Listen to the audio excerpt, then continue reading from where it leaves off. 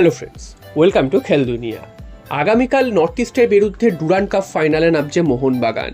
মোহনবাগানের সামনে পরপর দুবার ডুরান্ড জেতার হাতছানি এবং 18তম ডুরান্ড মোহনবাগান ঘরে তুলতে পারবে কিনা সেটা কিন্তু কালকে সন্ধ্যাবেলায় জানা যাবে। তবে তার আগে মোহনবাগানের প্রথম একাদশ কেমন হতে পারে, মোহনবাগান কীরকম দল সাজাতে পারে সেটাও কিন্তু একটা চিন্তার বিষয়। কারণ মোহনবাগানের কিন্তু ডিফেন্সটা নিয়ে খুবই চিন্তার বিষয় রয়েছে। আমরা দেখেছি যে আগের দিন সুভাশিস বোস চোট পেয়ে কিন্তু উঠে গিয়েছিলেন। এবার সুভাশিস বোস তিনি খেলবেন কি খেলবেন না এটা নিয়ে কিন্তু একটা দোনামোনা রয়েছে। হ্যাঁ, এখন মনে হচ্ছে সুভাশিস বোসের খেলার সম্ভাবনা কিছুটা হলেও আছে, তবে শেষ মুহূর্তে কিন্তু কোচ ডিসিশন নেবেন তিনি খেলবেন কি খেলবেন না।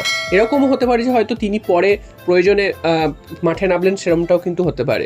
তবে সুভাশিস বোস না খেললেও সেই ভরসার জায়গায় কিন্তু রয়েছে দীপেন্দু কিন্তু অসাধারণ ফুটবল খেলেছিলেন আগের দিন যখন সুভাশিস বোস উঠে যায় তার পরিবর্তে নেমে। এবার প্রশ্ন হচ্ছে মোহনবাগান কি 3-ম্যান ডিফেন্সে খেলবে, যেটা কিন্তু প্রত্যেক দিন খেলছে এবং সেটা খুবই আত্মঘাতী একটা সিদ্ধান্ত। কারণ কোনোভাবে যদি ডিফেন্স একটু নড়বড়ে হয় সেক্ষেত্রে কিন্তু গোল খেয়ে যাওয়ার সম্ভাবনা তৈরি হচ্ছে। এবং গতদিন আমরা দেখেওছি যে প্রথম 15 থেকে 30 মিনিট মোহনবাগান কিন্তু ডিফেন্সের উপর প্রচণ্ড প্রেশার তৈরি হয়েছিল মোহনবাগানের ডিফেন্সে, এবং উল্টো দিক থেকে বেঙ্গালুরু কিন্তু হুড় করে একদম অ্যাটাক তৈরি করছিল, যেটা কিন্তু সামাল দিতে পারছিল না মোহনবাগান। এবং 3-ম্যান ডিফেন্স হওয়াতে কিন্তু মোহনবাগানের একটা যে ডিফেন্সের যে নির্ভরতা সেটাও কিন্তু পাওয়া যাচ্ছিল না। তার মধ্যে কিন্তু ডিফেন্সের যারা দুজন বিদেশি রয়েছেন তারাও কিন্তু সেভাবে ফর্মে ছিল না, যদিও পরের দিকে সেইটা কিন্তু শুধরে নিয়েছিল এবং মোহনবাগান ম্যাচে ফিরেছিল, সেটা ঠিকই কথা। উল্টো দিকে মাঝমাঠের সাথে ডিফেন্সেরও কিন্তু একটা সমন্বয়ের অভাব দেখা দিচ্ছে। সেখানে কিন্তু দুটো দিকে কিন্তু মোহনবাগান নজর দিতে হবে এবং মোহনবাগানকে কিন্তু দুটোর কম্বিনেশনটা কিন্তু দেখতে হবে। কারণ আপুইয়া আগের দিন কিন্তু খুব অফ ফর্মে ছিলেন, এছাড়াও কিন্তু সাহাল আব্দুল সামাদ তিনিও কিন্তু অফ ফর্মে ছিলেন। তো এই জায়গাটার জন্য কিন্তু মোহনবাগানকে খুবই চিন্তার একটা প্রধান কারণ হয়ে দাঁড়াচ্ছে। উল্টো দিকে মোহনবাগানের অ্যাটাকিং লাইন আপ কিন্তু তুখর।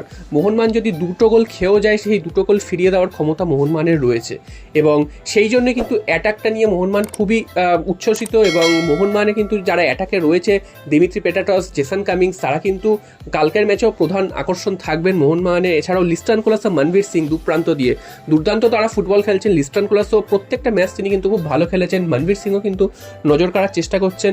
তবে মাঝমাঠে কিন্তু সাহাল আব্দুল সামাদ তিনি কিন্তু একটু অফ ফর্মে রয়েছেন, সেটা কিন্তু আমরা দেখেছি। এবং আপুইয়াকে নিয়ে যে এক্সপেকটেশনটা রয়েছে সেই এক্সপেকটেশন কিন্তু প্রথম 2-3টে ম্যাচে তিনি কিন্তু ফুলফিল করতে পারেনি। আশা করা যাচ্ছে পরবর্তী ম্যাচে হয়তো তিনি ভালো খেলবেন। এবং মোহনবাগানের যে গ্রেগ স্টুয়ার্ট তিনিও কিন্তু তার উপরও কিন্তু ফোকাস থাকবে। প্রথম ম্যাচে নেমে তিনি গোল করেছেন, খুব ভালো খেলেছেন। তবে সেকেন্ড ম্যাচে অর্থাৎ লাস্ট দিনের ম্যাচটায় কিন্তু তিনি একটু অফ কালার ছিলেন এবং যার ফলে তিনি গোল মিস করেন, সহজ গোল, এবং তারপর কিন্তু তিনি টাইব্রেকারে পেনাল্টিও মিস করেন। তো সব মিলিয়ে কিন্তু গ্রেগ স্টুয়ার্টের অফ ফর্ম এবং সাহাল আব্দুল সামাদ, আপুইয়া এরা যদি ফর্মে ফেরে তাহলে কিন্তু মোহনবাগানকে রোখা মুশকিল হয়ে যাবে। তবে মোহনবাগানকে কিন্তু নজর রাখতে হবে যেভাবেই হোক প্রথম দিকে গোল তুলে নিতে, কারণ একবার যদি প্রেশার পড়ে ফাইনালের মতন ম্যাচ প্রথমে যদি গোল খেয়ে যায় সেক্ষেত্রে কিন্তু সেখান থেকে ফিরে আসাটা একটু কঠিন হবে।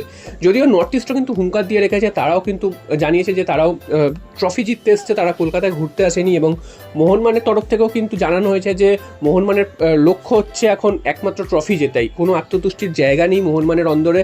এবং মোহনবাগান যে প্রথমে বলছিল যে এটা প্রি সিজন একটা টুর্নামেন্ট হিসাবে দেখছে বা প্র্যাকটিস হিসাবে দেখছে, সেটা কিন্তু এখন একদমই বলছে না, তারা কিন্তু একদম ট্রফি জেতার জন্য